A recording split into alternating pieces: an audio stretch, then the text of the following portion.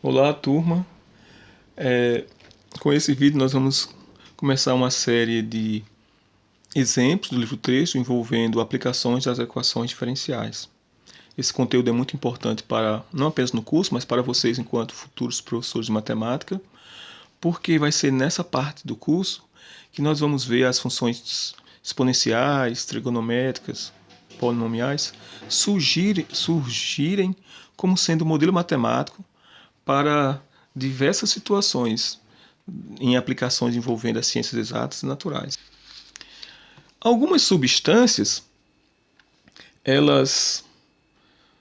algumas substâncias radioativas, elas estão liberando radiação e a quantidade de massa dessas substâncias, elas estão diminuindo. Conforme vai liberando energia, a massa vai diminuindo, vai se transformando em alguma outra matéria. Então eu vou fazer aqui o exemplo 1 do livro para ilustrar essa situação, mas o que tem sido observado experimentalmente pelos físicos, os pesquisadores que estudam essas substâncias, é que a quantidade de matéria que está diminuindo enquanto libera energia, ela é feita de tal forma que a taxa de variação dessa quantidade de massa é proporcional à quantidade de massa presente. Então, vou colocar aqui alguns números para a gente poder associar isso a uma equação. Então, eu vou chamar de Q de T como sendo a quantidade de massa,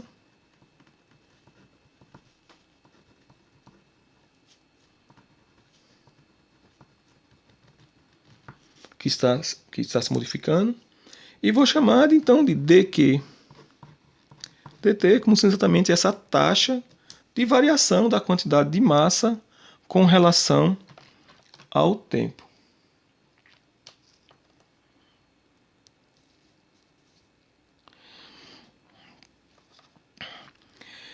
Então, o que foi notado experimentalmente é que essa taxa de variação, essa derivada, ela é proporcional à massa presente. Então, se eu estou chamando aqui Q da massa, então isso aqui vai ser escrito como sendo 1K vezes Q, que é proporcional.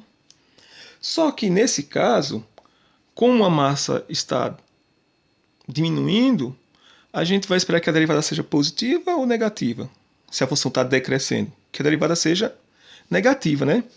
Então, você pode escrever dessa forma e essa constante aqui vai ser negativa porque a quantidade de massa é sempre um número positivo. Ou você pode escrever essa constante como sendo positiva e colocar um menos aqui na frente. E agora você tem uma equação diferencial também. Nesse caso aqui, essa constante vai ser positiva porque a constante sendo positiva e a quantidade de massa sendo positiva, esse produto aqui vai dar um número negativo e realmente faz sentido agora você falar isso. Essas informações, essa equação diferencial foi formada a partir dos dados experimentais. Então, eu vou fazer o exemplo 1 do livro, que é exatamente essa situação, quando ele dá algumas condições iniciais. Então, por exemplo, no exemplo 1 do livro, ele fala que tem um certo nuclídeo radioativo de tório 234. Deixa eu colocar aqui.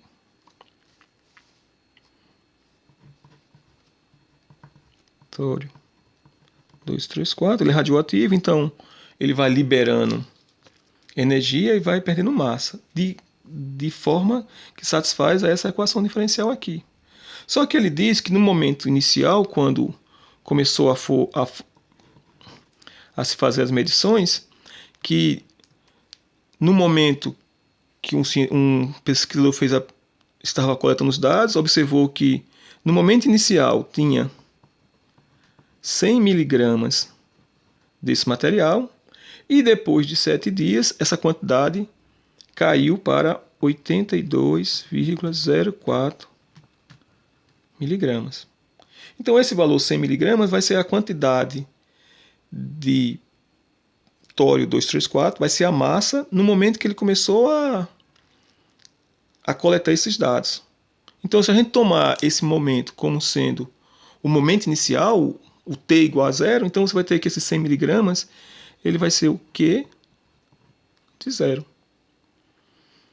E depois de 7 dias, tinha 82,04.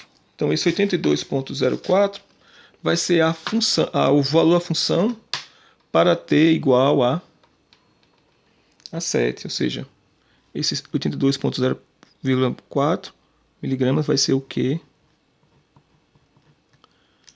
de 7. Então, agora, para esse problema, você tem uma equação diferencial com condições iniciais. Ou seja, você tem um problema de valor inicial. SK aqui é uma constante que vai depender do tipo de material que você está trabalhando. Por exemplo, o tório tem uma constante. Se fosse o plutônio, outra. Se fosse algum outro material radioativo, isso é uma propriedade intrínseca do material. Então, tem alguns autores, por esse motivo, chamam esse K sempre de positivo. Mas já tem outros que não ligam, coloca apenas dq dt igual a K vezes Q, e quando você fizer as contas, o K vai dar um número negativo. Como é que a gente resolve essa equação diferencial? Ela é de que tipo? dq dt igual a menos K vezes Q. Lembre que a incógnita que a gente está procurando é a função Q. K é uma constante, depende do material. E quando a gente for resolver essa equação diferencial, vai aparecer uma constante. Com essas duas condições dadas, nós vamos poder encontrar quem é a constante, que vai surgir da equação diferencial, e também vamos encontrar quem é essa outra constante aqui, que depende do material. Então vamos fazer isso. Então essa equação aqui ela é separável. Quando nós separarmos, nós vamos ter mais para cima.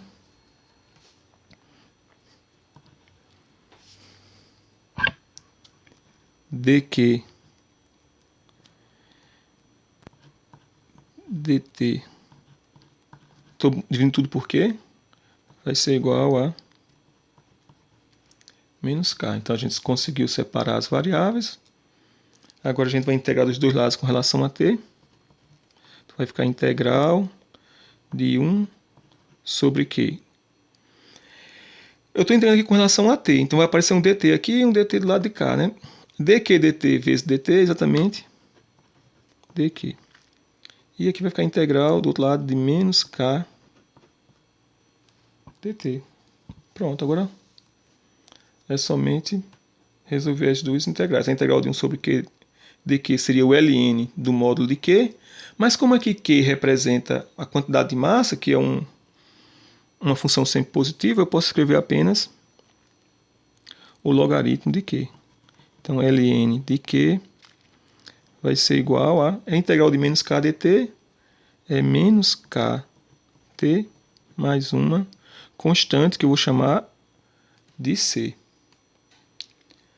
Pronto, e agora o que está faltando para a gente terminar aqui, nós encontrar quem é aqui? É só aplicar a exponencial dos dois lados, né?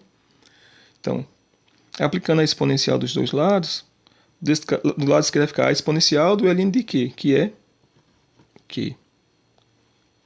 E do outro lado vai dar a exponencial de menos kt, exponencial de menos k vezes t, mais c, né? Então, a exponencial de c ainda vai ser uma constante, então eu vou escrever aqui, vezes uma constante C1. Pronto, nós encontramos quem é a função Q, que depende do tempo, que dá a quantidade de massa, em função dessa constante K e do tempo, e tem outra constante C1, que a gente pode determinar utilizando as condições iniciais. Por exemplo, uma das condições iniciais era que Q de 0 é igual a 100. Não vamos colocar o resultado sempre 100 unidades, mas a gente sabe que a resposta é sempre dada em miligramas. Tá? Então eu vou escrever o Q de 0 como sendo 100, mas a gente sabe que quando nós encontrarmos o valor de Q aqui, esse valor de Q vai ser dado sempre em miligramas. Então vamos substituir. Então quando T for igual a 0, Q é igual a 100. Então, por um lado, Q de 0 é igual a 100, mas por outro lado, Q de 0 é obtido quando eu substituir T igual a 0 aqui. Então vai ficar, vamos substituir, vai dar E elevado a menos K vezes 0, vezes a constante C1. Ou seja, como é elevado a 0 é 1, vai ficar apenas C1 lá de cá. Então C1 é igual a Q de 0, mas Q de 0 também é igual a 100.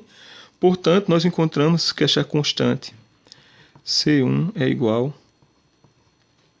a 100. E com isso, nós encontramos agora que a função Q, que depende de T, vai ser igual a C1, quanto é C1? 100. 100 vezes E elevado a menos K vezes T. Observe que o trabalho não está terminado, porque eu não sei quem é K. Mas uma coisa que eu sei agora é que quando um objeto está, uma substância radioativa está se desintegrando e perdendo massa, e a taxa de variação dessa quantidade de massa é proporcional à massa presente, a função que vai descrever esse fenômeno é uma função exponencial, né? É uma constante vezes E elevado a menos kt, que é uma função exponencial. E agora, como é que eu faço para encontrar quem é K? Nós só usamos uma das condições iniciais. Quando nós utilizarmos a outra condição inicial, nós vamos encontrar quem é K. Então vamos fazer isso?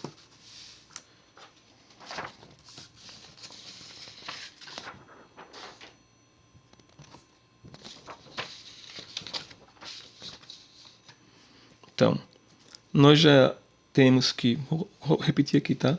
Que Q de T é igual a 100 vezes E elevado a menos kt. Mas a gente sabe que Q no instante 7 dias vale 82,04. Então eu tenho mais uma outra condição. Então quando eu substituir T igual a 7, nessa expressão tem que dar 82,04, que é o que nós vamos fazer agora. Então nós vamos substituir aqui onde tiver T por 7, vai dar uma equação exponencial, e quando a gente resolver essa equação exponencial, nós vamos determinar quem é K. Então vamos lá. Então, por um lado, Q de 7 dá 82,04, mas por outro lado, Q de 7 dá 100 vezes E elevado a menos, quando eu substituir T por 7, vai ficar 7K. E agora? Como é que a gente isola aqui o K? Então a gente primeiro tem que ficar apenas com o exponencial livre em um dos lados para poder aplicar o logaritmo e sumir com o exponencial. Como aqui tem um 100 multiplicando, então eu não posso logo aplicar o logaritmo. Quer dizer, poder até posso, mas dá muito mais trabalho. Então eu vou primeiro isolar. Então esse 100 que está multiplicando eu vou dividir tudo por 100. E aqui vai dar apenas 0,8204. 0,8204 é igual a E elevado a menos 7K.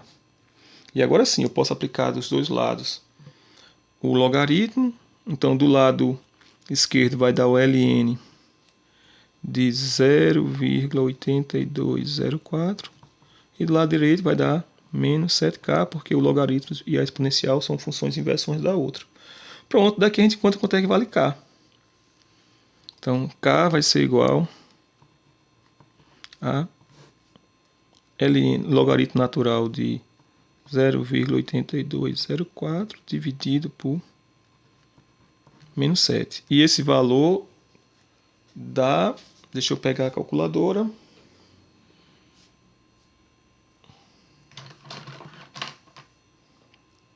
Pessoal, vai precisar usar a calculadora nesse curso, tá? Então vamos fazer 0,8204 logaritmo, cadê o logaritmo? Tá aqui. Deu menos 0,20 dividido por 7. Como a minha calculadora está colocada para muitos dígitos, é para apenas 2 dígitos, é uma calculadora financeira, mas deu aqui, deu menos, com esse menos dá mais, então K vai ser igual a 0,0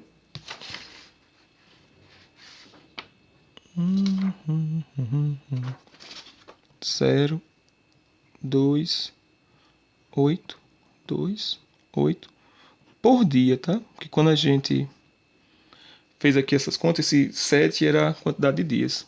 E esse número aqui em cima é adimensional, né? Porque você cancelou a unidade de miligramas que tinha aqui no 100 com a unidade de miligramas que tinha aqui, então não tem nenhuma unidade aí, é adimensional. Pronto, nós encontramos quanto é que vale K. E agora? Agora nós encontramos quem é Q, que depende de T, para qualquer T. Era 100, né, que é Nós vamos substituir bem aqui nesse valor, esse valor de K que nós encontramos. Então vai dar 100 vezes E elevado a menos K, que é 0,2828T. E o resultado dessa expressão aqui é dada em miligramas. E esse T aqui é dado em dia. Então, se eu quisesse, por exemplo, determinar depois de 2 dias e 2 horas, teria que escrever esse resultado todo em dias. Porque esse T aqui é em dias, enquanto o resultado disso aqui é em miligramas. Pronto, então, dado aquele problema, nós encontramos qual é a quantidade de massa em qualquer tempo. A quantidade da massa do isótopo, não, a quantidade do tório 234 radioativo. Outra pergunta que é feita na questão é: quanto tempo demora para que a quantidade de massa original caia para metade do seu valor? Essa aqui é a letra B para essa questão. Ou seja, em quanto tempo a quantidade de massa vai cair para a metade? Qual era a quantidade de massa original? A quantidade de massa original era 100, que esse valor aqui. Ó. Ou seja, o Q de 0 é igual a 100. E o que ele quer saber é quem é T. T é igual a quanto para que a quantidade de massa nesse tempo seja igual a metade de 100, que é 50. A gente pode responder essa pergunta porque agora a gente já sabe qual é a expressão que me dá a quantidade de massa para qualquer valor do tempo aqui. Ó. Não tem mais nenhuma constante. Ó. Q de T é 100 vezes E elevado a menos 0,2828 vezes T. Exponencial desse número aqui. Não tem mais nenhuma constante aqui. Então eu posso determinar quem é esse tempo.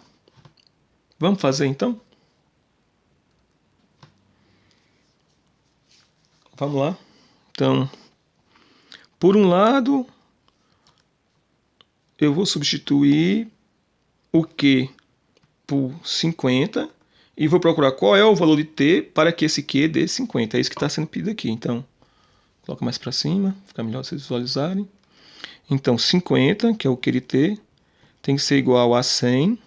Estou substituindo aqui, onde tiver Q de T por 50, eu quero achar quem é T. T vai ser a minha incógnita. Vezes E elevado a menos 0,02828T. E agora, como é que a gente resolve essa equação? Eu posso aqui passar esse 100 para o lado de cá, dividindo. Então, vai dar apenas 1 meio. Então, 1 meio vai ser igual a E elevado a menos 0,02828T. E agora, como é que a gente resolve essa equaçãozinha?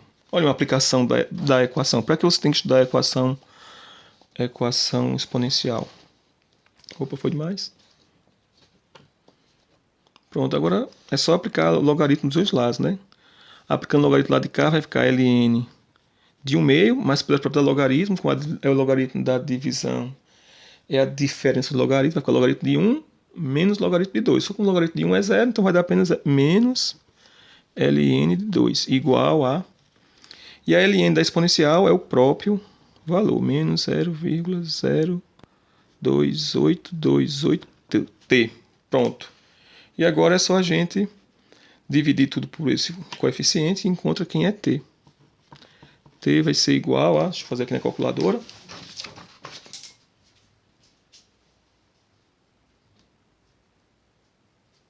R$ 24,5 aproximadamente, tá? T vai ser igual a... Deixa eu fazer aqui, escrever aqui a divisão.